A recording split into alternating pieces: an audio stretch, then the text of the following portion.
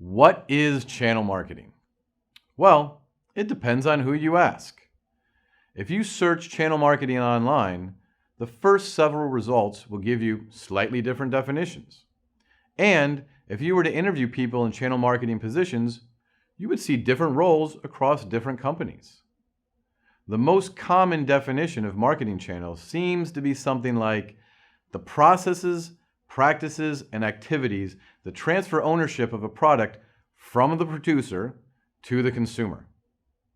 Some definitions include information mediums as channels, while others focus more on the type of retail environment or even just B2C versus B2B. So what is it really? My name is Greg Maloney, and I'm going to clear up the mystery behind this term that has become a common part of our business vocabulary, despite not being represented in a clear, consistent fashion. In order to understand this term, we need to look back to the history of commerce and how business naturally evolved. Say we know someone who bakes really good bread. All the people that he or she knows may end up buying that bread, and through word of mouth, everyone in the neighborhood ends up buying this person's bread. Well, now we have a business. But businesses always want to expand, right? So the next thought is, where can I get more customers? And when I get these customers, how do I handle the additional capacity? So the bread maker has a friend that lives in the next town who knows people that will buy this bread too. And this friend is willing to help deliver the bread for a cut of the profit. Now this cuts into the bread maker's margin, but he's still making some decent money and doesn't have to deal with delivery, although after the bread is being transported to the next town, the bread isn't quite as fresh and tasty, so the bread maker doesn't get as many customers as he would normally in this new town. Now there's another friend that mentions that he visits a town about 4 times a year, and this town's pretty wealthy, and they don't have any good bread makers there, so they can charge twice as much for their bread. Even with this new friend taking a cut of the profits for the delivery, the bread maker now makes a higher margin on this new town than even his local neighborhood customers. And he wonders if he should just open a kitchen in this new town to increase production. So, all of a sudden, there are 3 different types of customers that are paying different amounts, bringing in different margins, and having different experiences with a product. And this is, in a nutshell, the definition of channel marketing. Now, this example greatly simplifies the whole process, but this is essentially how businesses formed throughout history before the advent of technology that has now created many more opportunities, but also many more complications. Starting with the invention of movable type in 1450 by Gutenberg, which allowed companies to expand their reach in advertising or awareness of their products on a more frequent and efficient basis. Magazines then became a new medium of information in the 1700s, and posters for businesses became so widely used that they were banned in London in 1839. Shortly after that, billboards became a popular means of advertising, and in the early 1900s, we had the birth of the radio, TV, and telephones, all of these creating huge opportunities for new channels to reach different groups of customers in new and exciting ways. The late 1900s saw the birth of the digital age, creating e-commerce and many new ways for consumers to learn about and purchase products.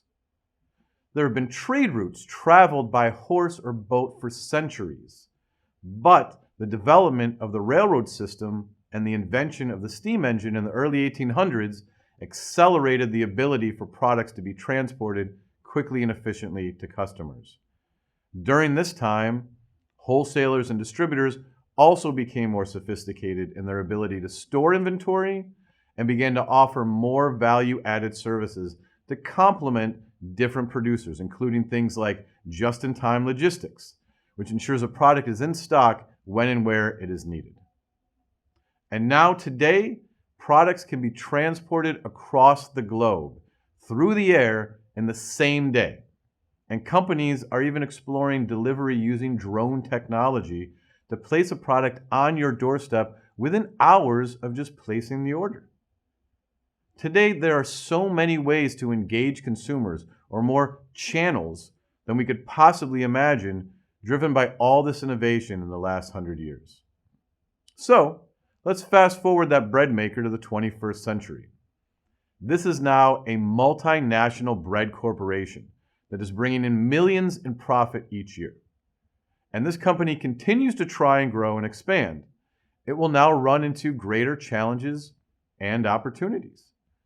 That more wealthy town that was willing to pay more for the bread is now aware that it's cheaper in other towns and will drive down the margin or end up leaving for competition. The town that is less satisfied with the product because it loses freshness through poor shipping and distribution, they will post negative reviews online, preventing further expansion and even eroding current business. This is why so many businesses have already evolved to a multi-channel or cross-channel marketing approach. The benefits or drawbacks of handling these different channels separately has now dwindled down to practically nothing. And the bread maker, now a bread corporation, realizes that customers aren't really limited to individual channels anymore. Customers can find information about a single product in many different places these days. Products can be distributed through many different retail channels, such as high-end department stores or bargain-focused retailers, as well as a seemingly unlimited amount of online purchasing channels. But if the consumer sees different messages and the product is presented in different ways across all of these channels, the inconsistencies will create confusion and discourage purchasing. But if the channels are consistent, then the consumer is happy and more likely to make that purchase. And now, the latest version of channel marketing is omni-channel marketing, which essentially looks at the customer as the channel. This approach looks at the entire process the customer has, from originally hearing about the product to the purchase to post-purchase behavior, as one single experience. Companies don't just have to maintain consistency across channels, they need to figure out how to continue the experience and pull the consumer closer to making that purchase instead of starting over with each interaction. Constant interaction and collection of data from the consumer is now the best way to achieve marketing success. This latest evolution in channel marketing has created new and exciting ways to think about customers. Instead of marketing to different channels as companies would in the past, businesses are looking more into different types of buying behaviors or customer personas and designing their strategy around these things instead. Instead of marketing to different channels like clubs, department stores, discount retail, and online in different ways, companies are focusing their marketing efforts around the way different types of consumers engage with their products. One type of consumer may engage only online and just needs a good return policy, while others might search information online but need to touch and feel the product before buying.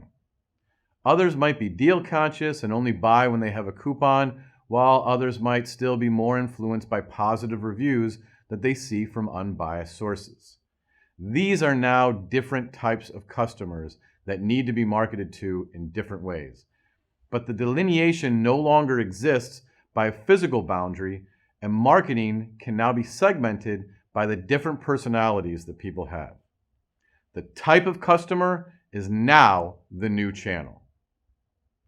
In this new technological world, the challenge for marketers is to understand what types of activities create buying behaviors from each type of customer and to create channel strategies based on those customer types.